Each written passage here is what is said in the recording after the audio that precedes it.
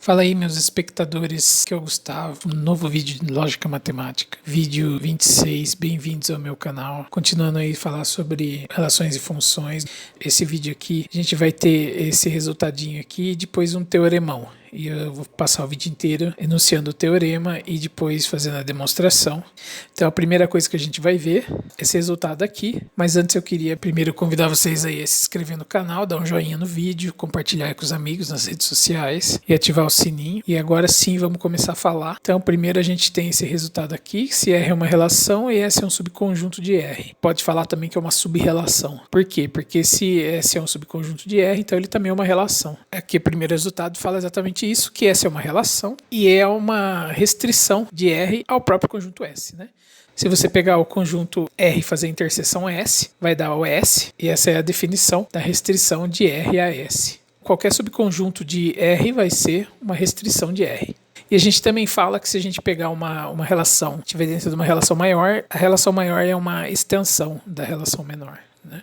Então R seria uma extensão de S. E aqui se R é injetora, então toda restrição de R, toda subrelação é injetora. E se R é função, então toda restrição, toda subrelação de R é função também, que a gente chama também de subfunção, né?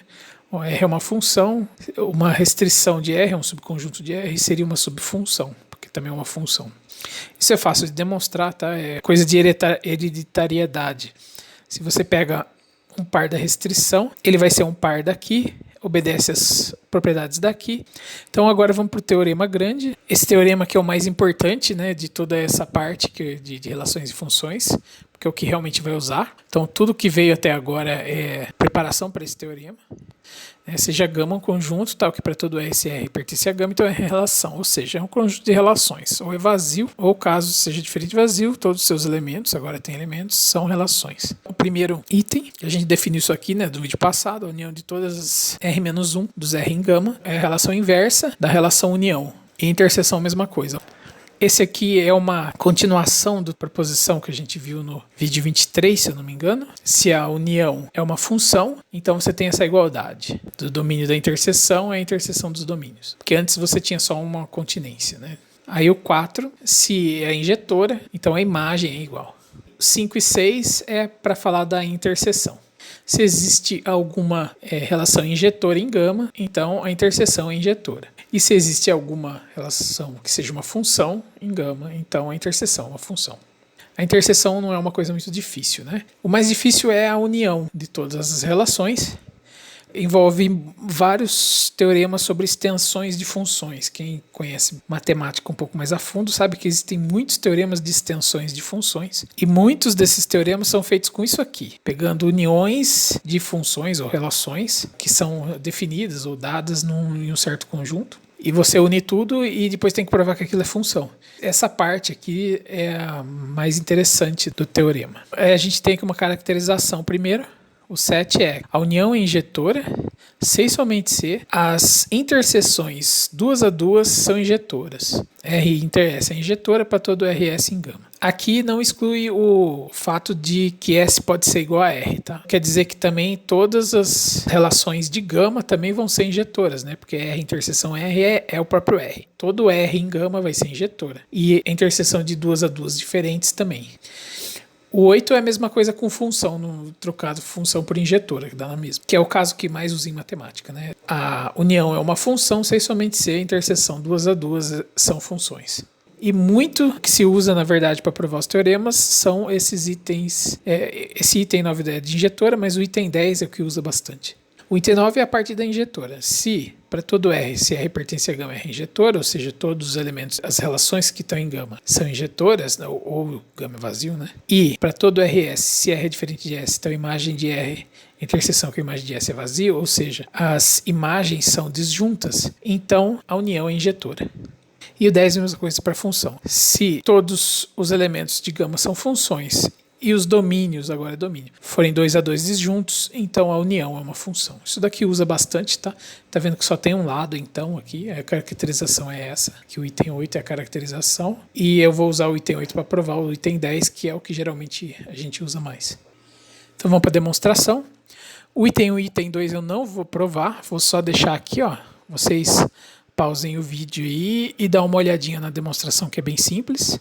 Aí agora vamos para o item 3. Pelo vídeo 24, já temos que vale essa continência. Então eu vou provar só a continência contrária. Então eu vou pegar um par aqui. Então seja X pertencente a essa união de domínios. Então X pertence a domínio de R para todo R em gama, né, uma interseção. Eu vou pegar agora uma relação em gama. Como ele pertence a todo domínio de todas as relações, então ele pertence ao domínio de T. Se ele está no domínio de T, então existe um Y tal que XY pertence a T. Agora eu vou fazer outra coisa. Suponha que exista alguma relação em gama S, tal que esse par não está em S. Só que o X está em todos os domínios de todas as relações de gama. Então ele tem que estar no domínio de S também. Então existe um Z, tal que XZ pertence a S. XZ está em S e o XY não. Então o Z precisa ser diferente de Y, porque se o Z fosse igual a Y, o XY estaria em S. Mas o XY está em T e T está contido na união. E o XZ também pertence a S e S está contido na união. Então, os dois pares pertencem à união e o Z é diferente de Y, que é um absurdo porque a união é função. Então, XY pertence a R para todo R, pertencente à gama. Isto é, XY pertence à interseção. Se XY pertence à interseção, então X pertence ao domínio da interseção. E como X é qualquer, isso aqui está contido nisso aqui, logo tem a igualdade. Ok, então vamos para o 4. O 4 é a mesma coisa, só que agora em vez de ser função é injetora e aqui em vez de ser domínio é imagem.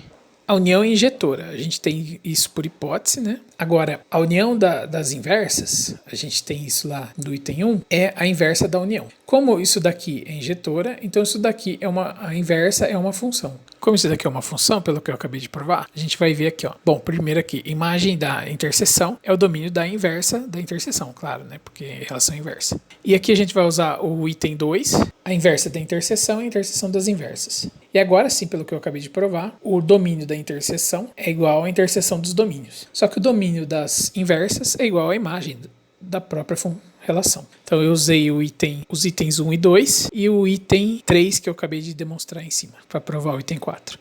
Agora o item 5. Se existe alguma relação injetora em gama, então interseção é injetora. E o 6, se existe alguma função em gama, então interseção é função. Então suponha que exista uma relação S em gama injetora, seja que XY e ZY na interseção. O que eu tenho que provar? Que X é igual a Z, né? Elas estão em todas as relações de gama. Em particular está em S, que está em gama. E como S é injetora, você fica com X igual a Z. E como são quaisquer, então interseção é injetora. O 6, mesma coisa, tá? Só muda a direção desses parzinhos aqui. Suponha que exista uma relação em gama que seja função, sejam XY e XZ na interseção. Aqui está saindo do mesmo, indo para diferentes a priori, né? Eu vou ter que provar que são iguais, né? Eles estão em todas as relações de gama, em particular está em S. Como S é função, tem que ser igual. Como são quaisquer, a interseção é função.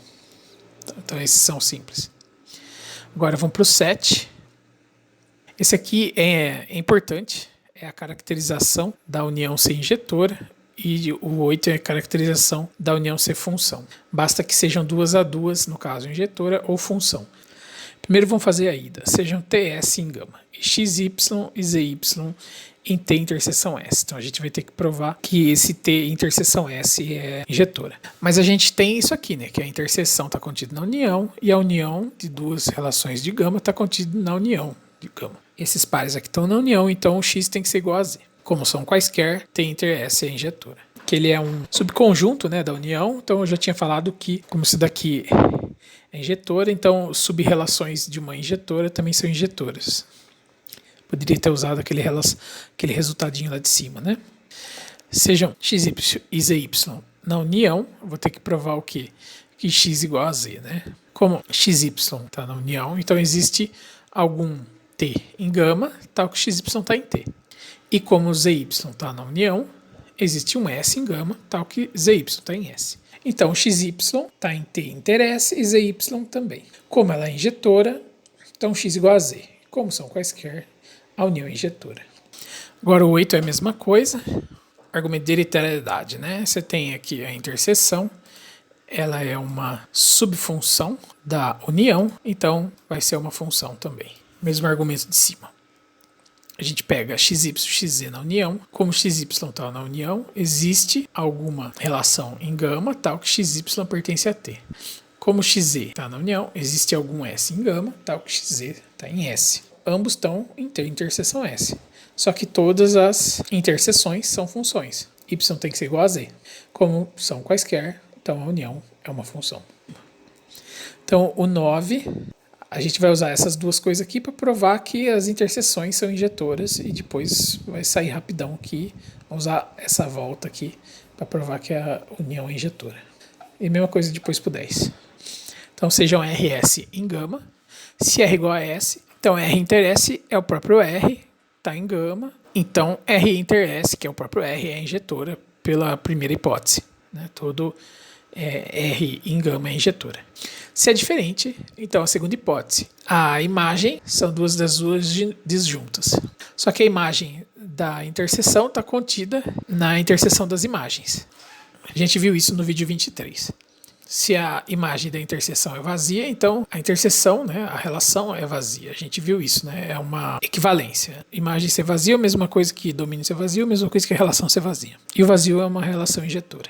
Todas as interseções duas a duas injetoras, RS são quaisquer, pelo item 7, a união é injetora. Mesma coisa agora para o 10. Sejam RS em gama, se R igual a S, então a interseção dá o próprio R, então R inter S é função. Primeira hipótese, todos são funções. Se é diferente, então a interseção 2 a 2 dos domínios é vazio, e o domínio da interseção está contido na interseção dos domínios, a gente viu isso no vídeo 23. Então, se isso aqui está contido no vazio, ele é o vazio. Se o domínio de uma relação é vazia, a relação é vazia, e a relação vazia é função. Como R são quaisquer, temos que a interseção de todas as duas a duas são funções, para todo RS em gama, e pelo item 8, a união é função. Né? Usamos a volta do item 8.